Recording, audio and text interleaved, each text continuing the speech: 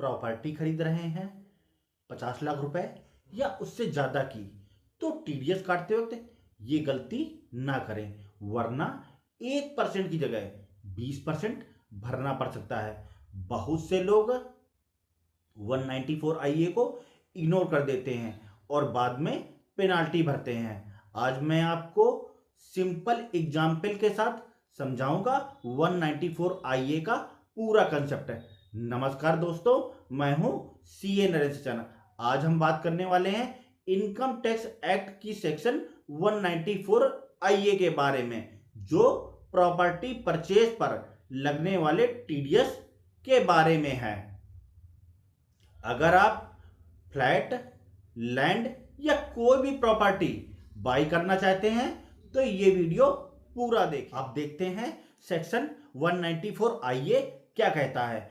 अगर कोई बायर किसी रेसिडेंट सेलर से 50 लाख या उससे अधिक की इमूवेबल प्रॉपर्टी खरीदता है तो बायर को 1% टीडीएस काटना जरूरी है। 10 नंबर लेने की जरूरत नहीं है, डायरेक्ट फॉर्म 26QB से पेमेंट कर सकते हैं। किस किस प्रॉपर्टी पर टीडीएस काटना है? Flat, house, commercial property, land. Rural agriculture land पर टीडीएस नहीं काटा जाएगा। अब टीडीएस काटने का रेट क्या होगा? टीडीएस रेट 1% रहेगा। सबसे इंपॉर्टेंट बात, 50 लाख के ऊपर की वैल्यू पर नहीं बल्कि पूरी सेल वैल्यू पर 1% टीडीएस कटेगा। अगर सेलर ने अपना पैन नहीं दिया तो 20% टीडीएस कटेगा, या सेलर का पैन आधार लिंक नहीं है तो भी 20% टीडीएस काटा जाएगा। अब इसको एग्जाम्पल की मदद से समझते हैं। अगर किसी प्रॉपर्टी की वैल्यू 80 लाख रुपए है तो टीडीएस 1% ऑफ 80 लाख यानी 80,000 रुपए कटेगा। बायर सेलर को 79,20,000 रुपए का पेमेंट करेगा और 80,000 रुपए गवर्नमेंट को फॉर्म 26QB के थ्रू जमा कर देगा। दूसरा एग्जाम्पल, मल्टीपल इंस्टॉलमेंट। अगर किसी प्रॉपर्टी की वैल्यू 60 लाख है और उसको 3 इंस्टॉलमेंट में पे किया जा रहा है तो हर इंस्टॉलमेंट पर 1% टीडीएस काटा जाएगा। तीसरा एग्जाम्पल, मल्टीपल बायर।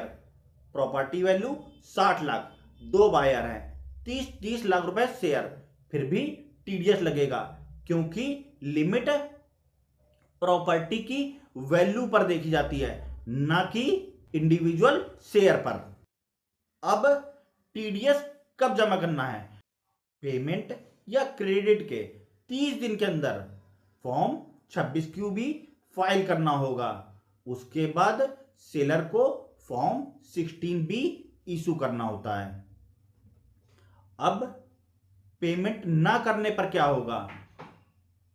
अगर आपने टीडीएस डिडक्ट नहीं किया तो 1% पर मंथ का इंटरेस्ट, और आपने अगर टीडीएस डिडक्ट किया और पेमेंट नहीं किया तो 1.5% पर मंथ का इंटरेस्ट लगेगा। पेनाल्टी भी लग सकती है। इसलिए प्रॉपर्टी परचेज करते टाइम 194IA को इग्नोर मत करिए। प्रॉपर्टी खरीदते वक्त सिर्फ रजिस्ट्री ही जरूरी नहीं होती, इनकम टैक्स की कंप्लायंस भी जरूरी होती है। अगर आप 194IA को फॉलो नहीं करते तो बाद में हैवी इंटरेस्ट और पेनाल्टी भरनी पड़ सकती है।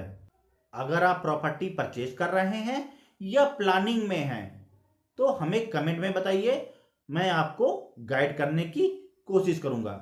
अगर ये वीडियो आपको यूजफुल लगा हो तो इसे लाइक करिए, अपने फ्रेंड्स के साथ शेयर करिए और हमारे चैनल को सब्सक्राइब करना ना भूलें।